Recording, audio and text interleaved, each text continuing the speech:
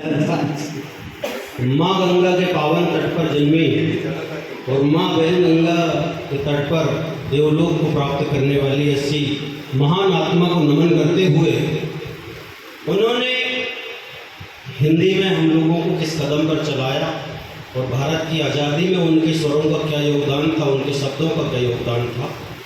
मैं हिंदी को समर्पित करता हुआ एक मुक्तक रखता हूँ आदरणीय।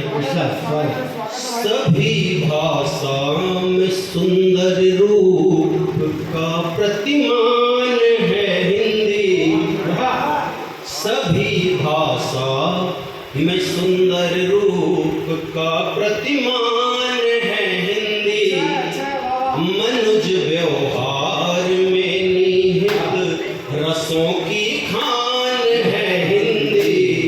और देखिएगा प्रयोग आदरणीय, जब भी कोई बच्चा जन्म लेगा, भले वो कोई भाषा बोलता होगा, यदि पहली आवाज उसके मुख से निकलती होगी तो वो रोने की और वो स्वर होता है आका। तब हिंदी को नमन करते हुए पढ़ता हूँ।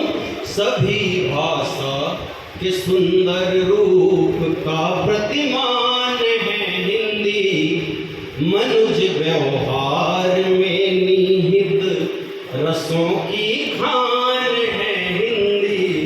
शिशु ना जानता भाषा, नहीं समझे कोई बोली, शिशु ना जानता भाषा, नहीं समझे कोई बोली, प्रथम स्वर कंठ से निकला हुआ वरदान है हिंदी, प्रथम स्वर कंठ से निकला हुआ वरदान है हिंदी। और आदरणीय विकास सर, बहुत बहुत प्रणाम आपको, आभारी हूँ आपका कि इस चलते फिरते विश्वविद्यालय के बीच में मुझे काव्यपाठ करने का अवसर आपके माध्यम से मिला। आदरणीय बहुत बहुत आभार। तब पढ़ता हूँ आदरणीय, आपके सम्मान में पढ़ता हूँ। पीछे बैठे मेरे भाई, हमारे बुजुर्ग हमारे लिए क्या होते हैं, एक मुक्तक करता हूँ इनसे अपने परिचय का कि वृक्ष बूढ़े भले हो ठंडी छाँव देते हैं, बड़े छोटों में नहीं भेदभाव देते हैं, याद रखना सभी इन पेड़ों से ही जीवन है, जाओ तुम दूर छिटक फिर भी ठाव दे, जाओ तुम दूर छिटक फिर भी ठाव देते हैं। और रखता हूँ भैया, नाव कैसे पार होगी ना रुके मझधार में। जब एक पिता अपने बच्चों के जीवन में खुशियां लाने के लिए उनकी जिद में हार मान लेता है, तब एक मुक्तक पढ़ता हूँ कि नाव कैसे पार होगी ना रुके मझधार में, और खुश रहे हैं जो मिली है हम हमेशा हार में। और चीज क्या है क्यों निभाएं, चीज क्या है क्यों निभाएं, जिम्मेदारी हम सभी, चीज क्या है क्यों निभाएं, जिम्मेदारी हम सभी। और सीख लोगे पाठ तुम भी बाप के किरदार में, सीख लोगे पाठ तुम भी बाप के किरदार में। और आइए मैं अपने परिचय के मुक्तक पढ़ता हूँ कि पाप संताप जीवन कहर जाएगा। संकेत में बात करता हूँ सर कि पाप संताप जीवन कहर जाएगा, भाव भक्ति से मन तेरा भर जाएगा। और मात्र छूने से जिनके अहिल्या तरी, मात्र छूने से जिनके अहिल्या तरी, ले शरण राम की तू भीतर जाएगा, ले शरण राम की तू भीतर जाएगा। और भाईचारा के नाम करता हूँ एक मुक्तक। शायद मुझे ऐसा लगता बहुत सारे वकील साहब बैठे हुए यहाँ पर, आप भी प्रमाण हो सकते हैं इस बात का कि यदि कोर्ट में मोहन भैया अगर सबसे ज़्यादा केस चल रहे होते तो वो भाई बंटवारा के चल रहे होते।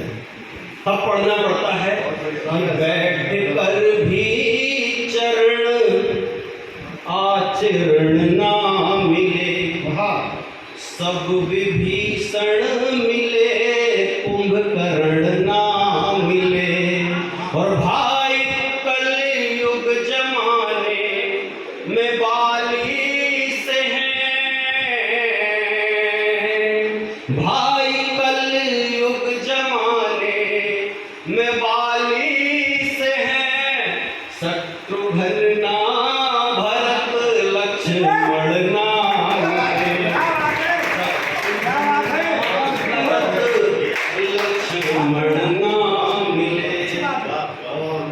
हमारे क्षेत्र के पूर्व सांसद और आदरणीय बैठे हुए हैं। बहुत सारी बेटियां बैठी हुई थी अभी, और मंच में भी नारी शक्ति का प्रतिनिधित्व करती हैं। हमारी दो मात्र शक्तियां बैठी हुई हैं। क्या होती है बेटियां हमारे लिए? संजू भैया कि भाई का मान स्वाभिमान है बेटियां, कि भाई का मान स्वाभिमान है बेटियां, माँ के जीवन का अभिमान है बेटियां। सर की पगड़ी है और जान है बाप की, सर की पगड़ी है और जान है बाप की। पुण्य कर्मों का वरदान है बेटियां, पुण्य कर्मों का वरदान है बेटियां। और आदरणीय समय को ध्यान में रखते हुए पढ़ता हूँ। जैसे कि जब कविता पढ़ी जाती थी, सुभद्रा जी का योगदान क्या था आजादी में, मैंने भी प्रयास किया। तो उन्हीं दो पंक्तियों से गीत का प्रारंभ करता हूँ आदरणीय कि बोलो सोच समझकर बोलो, क्या राखी बंधवाओगे, करने थोड़े आओगे। और कहा था यदि हाँ तो ये लो मेरी इस राखी को स्वीकार करो, इस राखी को स्वीकार करो।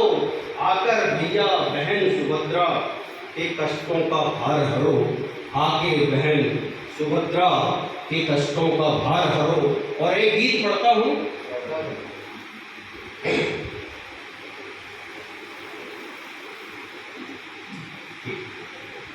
ए वतन तुमको नमन है, सर झुकाए हैं नमन। आदरणीय पहली बार पढ़ रहा हूँ किसी मंच पर ये गीत। ए वतन तुमको नमन है, सर झुकाए हैं नमन। सींच कर अपने लहू से, सींच कर अपने लहू से जो खिलाए हैं चमन, उन शहीदों को नमन है, सर झुकाए हैं नमन। उन शहीदों को नमन है, सर झुकाए हैं नमन। कैसा हो वसंत। इस कविता को पढ़ के क्या भाव आते थे उन क्रांतिकारियों के मन में, मैंने भी प्रयास किया हूँ भैया। शेर सी कर गर्जना तब सारे शत्रु कांपते, शेर सी कर गर्जना तब सारे शत्रु कांपते। तान सीना जब चले वो मंजिलों को नापते, तान सीना जब